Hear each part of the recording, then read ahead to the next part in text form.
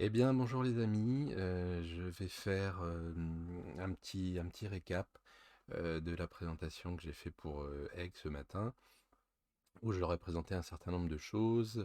C'est un petit peu un état de l'art dans ce qu'on fait aujourd'hui en infographie, dans l'événementiel en France. Voilà, donc je sais pas dans les autres pays comment ça se passe, j'imagine qu'il y a des choses assez similaires.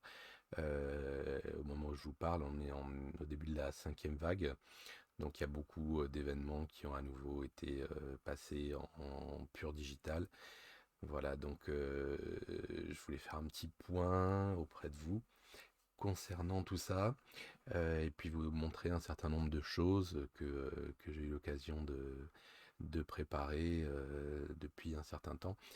La réflexion sur comment vivre la reprise cam, euh, les aides visuelles, les slides donc PowerPoint et autres, dans le comment tout ça est montré aux spectateurs, au public, que ce soit des gens dans la salle ou que ce soit aussi bien des gens qui sont à l'autre bout du monde et qui regardent à travers d'une connexion internet. Euh, Tout ça, je pense qu'il y a des choses assez intéressantes à ce stade, qu'on utilisait déjà beaucoup en télé, mais qui maintenant deviennent un petit peu la norme en événementiel.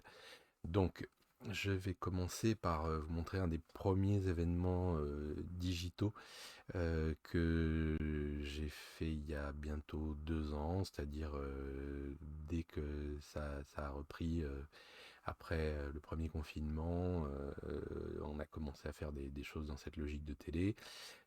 C'est un projet que j'ai fait avec l'agence Escape et je me permets d'utiliser donc la petite, euh, la petite bande démo qu'ils ont fait suite à ça. Voilà, pour vous montrer, je fais quelques arrêts sur image pour vous montrer comment ça se passait. Donc c'est un plateau télé assez standard qui a été monté chez un prestataire technique avec de l'éclairage, des écrans, des habillages, etc. Donc là, si je vous montre cette image, c'est pour montrer que là, par exemple, on a un infodécor. Donc avec des mots-clés qui sont venus, qu'on est venu plaquer. On a aussi ce qu'on appelle le bug antenne, c'est-à-dire en bas, je me rends compte que l'image est inversée. On va la remettre comme il faut. Voilà. Donc en bas à droite, on a le logo de l'événement qui reprend la charte du client. Et donc ce logo, il est incrusté par-dessus la reprise caméra. Et c'est ce qu'on appelle le bug. Euh, le bug, c'est ce logo flottant en transparence qu'on vient généralement retrouver dans un des coins de l'écran. Voilà, si je continue, vous allez voir voilà, le client, les autres clients qui écoutent. Voilà, donc là on voit un petit peu comment on peut vivre les slides avec un effet de perspective 3D, enfin de la fausse 3D, qui viennent. Voilà, donc on a l'intervenant qui est dans son bureau, qui intervient en webcam, et nous, en régie, on passe les images qu'on a préparées qui viennent donc en synchronisation sur son discours. Donc voilà, là il y a aussi un petit peu d'animation de mots-clés. Bon, là on a un fond antenne sur lequel on vient placer les différentes webcams avec l'animateur. Donc c'est calé pour que j'ai l'impression que tout ce monde-là vit ensemble. Voilà, et il y a eu aussi de ma part certaines animations qui ont été faites pour dynamiser. Donc il y avait un générique de fin avec tous les gens qui étaient connectés. Voilà. Donc, je ressors. Je vais vous parler maintenant d'une autre thématique qui concerne les synthés. Qu'est-ce que c'est qu'un synthé? Bon, la plupart de vous doivent le savoir, mais un synthé, c'est un titrage avec le nom de la personne. Vous voyez ça dans toutes les émissions de télé où il y a des intervenants qui viennent présenter quelque chose, parler. On affiche son nom et puis la fonction, pourquoi. la personne est là, qu'est-ce qu'elle a à dire. Et donc, jusqu'à maintenant, dans l'événementiel, on était sur des choses assez statiques, des images aplaties, voilà, qui bougeaient pas.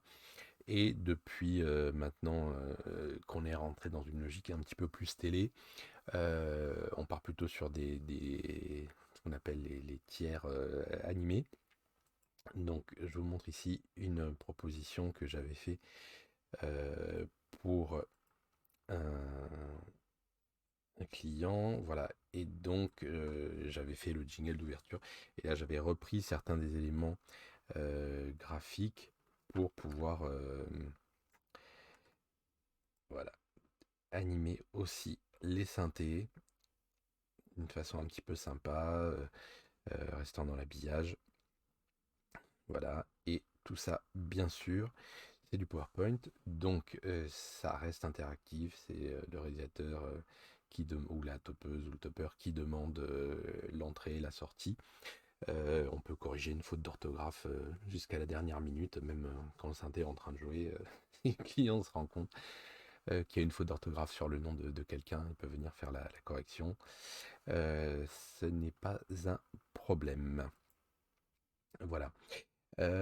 Donc pour sortir un petit peu du format habituel de ces slides qui sont quand même un petit peu pesantes, hein, il faut le dire, et qui ne laissent pas de place à la vidéo et à la reprise cam. J'ai réfléchi avec d'autres, hein, mais en tout cas, il y a un certain nombre de propositions qui ont émergé. Et quant au nouveau type de format, et là, je vais vous montrer juste, pardon, voilà, ce genre de choses où l'idée c'est que on n'est pas obligé d'avoir un écran coupé avec d'un côté la slide plein pot et puis un bout de caméra à côté. Non, il y a d'autres façons de faire. Donc aussi bien sur de la slide plus classique avec donc là par exemple un schéma ou des chiffres. Voilà, donc j'ai pu expérimenter sur différents types de, de fiches, en fait, parce qu'on passe donc d'une logique de slide plein pot à une logique de fiches qui viennent s'incruster sur l'image. Et je vais vous montrer tout de suite, voilà, ce que ça peut donner. Donc là, on est sur un exemple, la même OP dont je vous ai montré les synthés. Voilà, et en fait, bah là, on a une aide visuelle qui vient surimposer sur la reprise caméra. Donc bien sûr ça il faut le faire en accord avec le réalisateur.